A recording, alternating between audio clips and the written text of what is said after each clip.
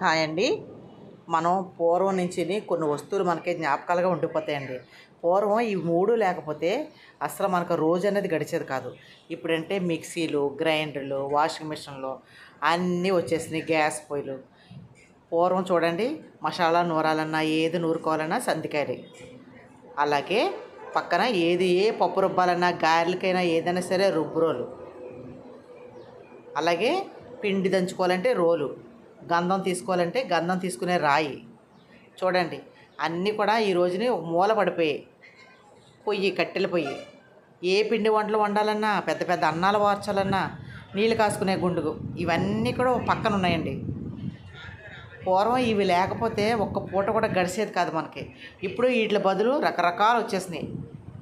ఒక రకం కాదు, ఎన్నో రకాల కంపెనీ నుంచి ఎన్నో రకాల వస్తువులు వచ్చేసాయి.